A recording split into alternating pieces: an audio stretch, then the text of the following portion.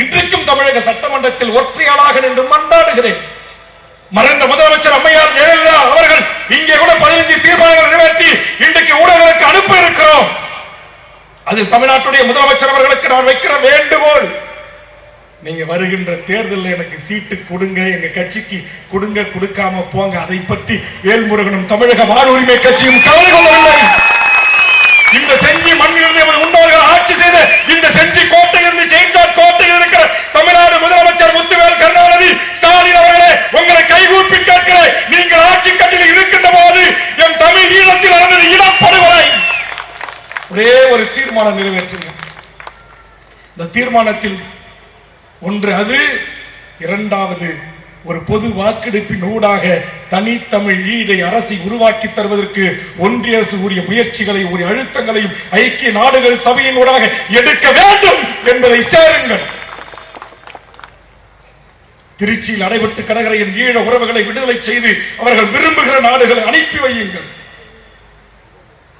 இங்கேயும் இருக்கிற அகதி முகாம்களில் இருக்கிற உறவுகள் காலை சென்றால் மாலை வர வேண்டும். இல்லை என்றால் கீழ்பிராஞ்சி தேடும், எங்கே சென்றால் எதற்காக சென்றால் என்று சந்தேக கண்ணோடு என் வயது வந்த பெண்ணை கூட விசாரணைக்கு அழைக்கு வருகிற நிலை நிறுத்தப்பட வேண்டும். திருச்சி சிறப்பு முகாம் இழுத்து மூடப்பட வேண்டும். செய்யுங்கள், செய்யுங்கள். சாதி வாரி கணக்கெடுப்பு நடத்தி என் தமிழ் சமூகத்திற்கு அனைவருக்கும் உரிய சமூக நீதியை வழங்குங்கள். எண்ணற்ற கோரிக்கைகளை உள்ளடக்கிய கோரிக்கை மனுகள் உங்கள் கைகளிலே தந்திருக்கிறேன். நீங்க இதையெல்லாம் ஒரு சிறப்பு கூட்டத்தொடர் கூட்டி செஞ்சுட்டு நீ சொன்னதை எல்லாத்தையும் செஞ்சுட்ட வேல்முருகா, உனக்கு ஒரு சீட்டு இல்லை, அதுக்கு மேல எந்த சீட்டும் இல்லை.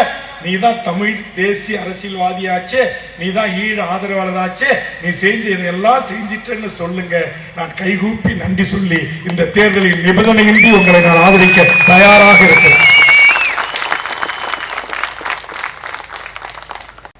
இன்றைக்கு இந்த மண்ணில் ஒரே ஒரு இருசக்கர வாகனம் காலை போய் மாலை வரைக்கும் உழைச்சி கொண்டு வந்த ஒரு ஈழத்தமிழன் தான் சொந்த பேர்ல பதிவு செய்ய முடியாது. இப்போது கூட குறிஞ்சிப்பாடி அருகே ஒரு எம்டெக் படித்த ஒரு பெண் தனக்கு 2 சென்ட் வீடை வாங்குவதற்கு பதிவுத்துறையில் பணம் கட்டிவிட்டார். அந்த குற்றத்திற்காக அந்த எம்டெக் படித்த அந்த பெண்ணை தமிழ்நாடு கியூபிராஞ்சி காவல்துறை கைது செய்து கடலூர் மத்திய சிறையில் 55 நாட்கள் சிறையில் அடைக்கிறீர்கள். இது நியாயமா? இது போன்று இன்றைக்கு தமிழ்நாட்டுக்கு அகதி முகாம்களில் என்று சொல்லக்கூடிய எம் ஈழ உறவுகள் படுகின்ற துன்பங்கள் துயரங்கள் அத்தனையும் மீட்டு என் அருமை சகோதரன் திருச்சி பிரபு ஒரு கோரிக்கை முன்வைத்தான். எனது ஊரில் இருந்து ஒருவன் இலங்கை தீவிற்கு கொத்தனார் வேலைக்கு சென்றான். அங்கே ஒரு ஈழத்து பெண்ணை காதலித்து திருமணம் செய்து கொண்டான். அவன் வயதோடு பாஸ்போர்ட் எடுத்து பயணச்சீட்டு கடவு சீட்டு எடுத்து இங்கு வருகிறான். வருகின்ற இடத்தில் பாஸ்போர்ட் எக்ஸ்பைரி ஆகிவிட்டது. கடவுச்சீட்டுக்கான விசா காலம் முடிந்து விட்டது. காவல்துறை தொந்தரவு செய்கிறார்கள், கைது செய்து சிறையில் அடைக்க வேண்டும் என்று உத்தரவிடுகிறார்கள். அண்ணா உதவ முடியுமா என்று கேட்டார். இந்த ஒத்த சீட்டு முத்தையாதான் இந்த நாட்டுடைய டிஜிபிக்கும் முதலமைச்சருக்கும் சொல்லி அவர்களை தொந்தரவு செய்யக்கூடாது என்று சொல்லி உத்தரவு பிறப்பித்தவன். என் தமிழக தேசிய தலைவர் மேதகு வேவண்ணா பிரபாகரன் அவர்களுக்கும் மாத்தையா பிள்ளைகள் குமரப்பா போன்ற பன்னீர் வேங்கைகளும் கடலிலே காவியமானார்களே, அதுபோன்று ஒரு மகத்தான ஒரு தலைவன் பாதிக்கப்பட்டு இந்த மண்ணிற்கு வந்து ஒன்றிய அரசால் கைது செய்யப்பட்டு சிறையில் அடைக்கப்பட்டு 10 ஆண்டுகளுக்கு மேல் சிறையில் இருந்து அதற்கு பிறகு 10 ஆண்டுகளும் நோய்வாய்ப்பட்டு உயிருக்கு ஆபத்தான நிலையில் இருந்த போது எனக்கு சொல்ல வேண்டியவர்கள் உலகத்தின் பல இடங்களில் இருந்து தொலைபேசியோடாக தொடர்பு கொண்டு மிக முக்கியமான ஒருவர் தலைவரின் அன்புக்கு கூறியவர், அவரை எப்படியாவது காப்பாற்றுங்கள் அண்ணா என்ற இடத்தில் தந்தபோது 11 முறை இந்த நாட்டின் முதலமைச்சர் அவர்களை சந்தித்து தனியாக ஒரு கியூபிராஞ்சி உயரதிகாரிகளை நம்முடைய state IG intelligence mister Senthilvelan அவர்களால் அனுப்பி வைக்கப்பட்டு ஒன்றிய அரசிடமிருந்து அதற்கான உத்தரவை பெற்று 10 ஆண்டு காலம் பாஸ்போர்ட் விசா எதுவும் இல்லாமல் இருந்த அந்த மகத்தான தளபதியை இன்றைக்கு 1/4 நூற்றாண்டு காலத்திற்கு பிறகு அவர் பிறந்த தமிழீழ மண்ணில் கால் வைப்பதற்கு காரணமாக இருந்தது இந்த ஒத்த சீட்டு முத்தையா என்கிற இந்த பதவிதான். கிடைத்த பதவியை வைத்துக் கொண்டு கான்ட்ராக்ட் கேட்டு முதலமைச்சரை சந்திக்கவில்லை. ஒப்பந்தங்கள் என்று சொல்வார்கள், அது கேட்டு செல்லவில்லை. எனக்கும் என் குடும்பத்தாரும் மிகப்பெரிய செல்வந்தர்களாக வாழ வேண்டும் என்பதற்காக நான் எந்த அமைச்சர் இல்லங்களுக்கும் அலுவலகங்களுக்கும் செல்வதில்லை, அரசுத்துறை அதிகாரிகளை சந்திப்பதில்லை. என்னுடைய அத்தனை கோரிக்கைகளும் என் மண்ணுக்காக, என் மொழிக்காக, என் இனத்திற்காக என்னை வாக்களித்து 3வது முறை தேர்வு செய்த என் பண்ருட்டி தொகுதி மக்களின் கல்வி மேம்பாட்டுக்காக, வாழ்வுரிமைக்காக.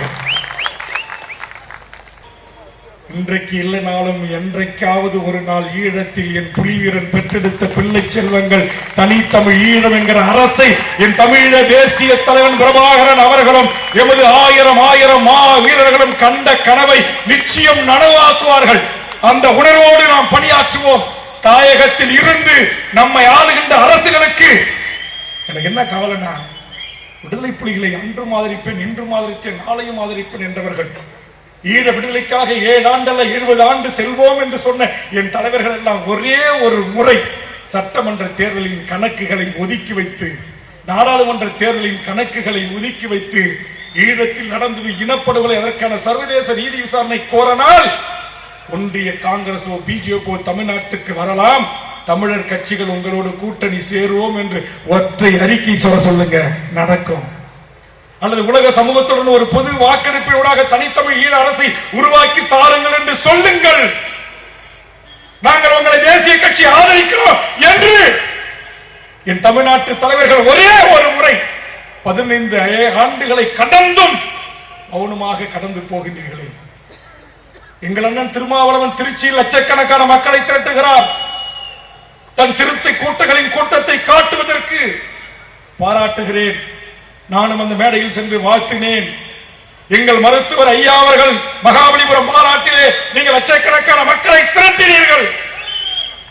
அண்ணன் வைகோ அவர்களே, இன்னும் இருக்கிற தமிழீழ விடுதலையை ஆதரிக்கிற தமிழ் தேசத்தின் அரசியல் கட்சி தலைவர்களே, ஒரே ஒரு முறை அந்த கூட்டத்தை ஒன்றிய அரசுக்கு அழுத்தம் தருகின்ற கூட்டமாக, அழுத்தம் தருகின்ற மாநாடாக நீங்கள் நடத்தி காட்டுங்கள். ஒன்றிய அரசு உங்கள் கால்களில் வந்து விழும். நாம் விழ செய்வோம். எழுந்த நம் இனம் நம் மண்ணை மீட்கும். விழுந்த நம்ம இனம் எழுந்து நிற்கும். நாளைய தலைமுறை இன்றைய புதிய கணினி உலகத்தில், புவி சார்ந்த அரசியல் சூழலில், அல்லது இன்றைய குளோபல் உலகம் என்று சொல்வார்களே, உலகளாவிய அரசியல் ராஜதந்திர நடவடிக்கைகளை எம் ஈழத்து உறவுகள் ஒவ்வொருவரும் ஒவ்வொரு தளத்தில் இன்று சைலண்டாக, அமைதியாக அவர்கள் கடமைகளை, பணிகளை செய்து கொண்டிருக்கிறார்கள். தாய் தமிழ்நாட்டில் இருந்து இந்த மாரல் சப்போர்ட்ஸ் என்று சொல்வார்களே, அது போன்ற இந்த பணிகளை நாம் செய்வதற்கு களமாடுவோம், பணி செய்வோம். நம் இனத்திற்கு இழக்கப்பட்ட மாபெரும் அநீதிக்கு நீதியை பெற்றுத் தருவதற்கு தாய்மண் தமிழர் மண்ணில் இருந்து ஓட்டு அரசியல் பதவிகளை தூக்கி எறிந்து இன விடுதலைக்கான களத்தில் பணி செய்வதற்கு நாம் நம்மை தயார்படுத்துவோம் என்பதை இந்த நேரத்தில் தெரிவித்துக் கொண்டு